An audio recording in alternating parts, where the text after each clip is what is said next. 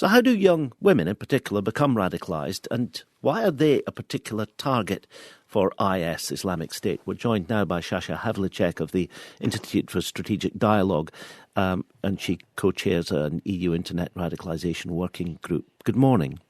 Good morning. How are you? Fine. What is the story of women and IS specifically, as far as we know it? It's interesting because AXA is, in a way, part of a trend that's certainly growing. And just over the last summer, we've seen the rise in social media activity of women, mainly wives of jihadis, out in Syria and now increasingly Iraq, doing a lot in the social media domain, in the Twitter sphere, in the blogosphere, to recruit and to appeal to their peers, to young women across the West to come and join. And it's an interesting phenomenon, one that we don't have enough data on. But certainly what we are seeing is that they're being used, in a sense, to come out and build the new state. It's about the state building of IS, of the new caliphate.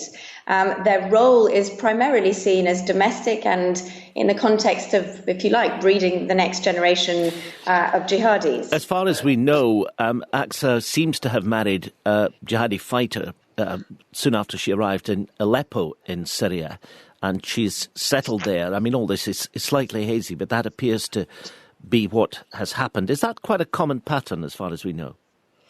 Well, at the very outset, it seems that women were going out there primarily with husbands. Now what we're seeing is that they're going out to be married off out there. And IS has set up a marriage bureau. They're seeing this as a way to sustain their troops out in the field.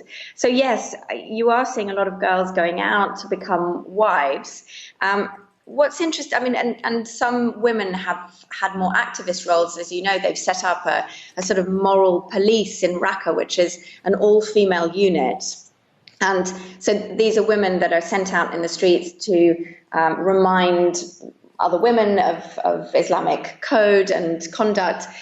So again, there's a number of different roles that are being offered, although I think more limited than many of the women would have hoped on the way out. One of the things that's happening in Scotland today is that those who go to Friday prayers are going to hear sermons, conversations about the dangers of radicalisation, an appeal for the safety of hostages, and also an urging from Muslim leaders that all families who see this happening or who suspect that it should be happening should report it and contact the authorities.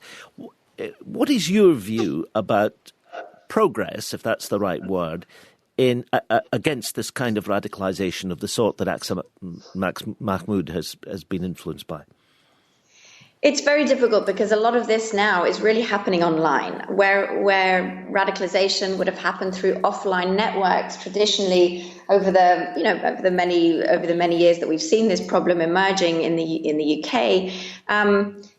You're seeing more and more of this, especially with girls, happening in the internet space, and in part because the internet offers sort of anonymity, and they're able to have agency in ways that offline networks wouldn't have offered them. So, like with kids across the board, how many parents really know what their kids are doing on the internet and the ways in which they're communicating on there? There's a real danger there that this is on the rise.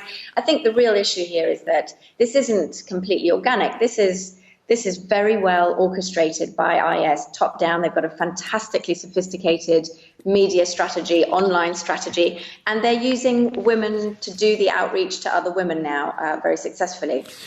Sasha Havlicek of the Institute for Strategic Dialogue, thanks very much for joining us.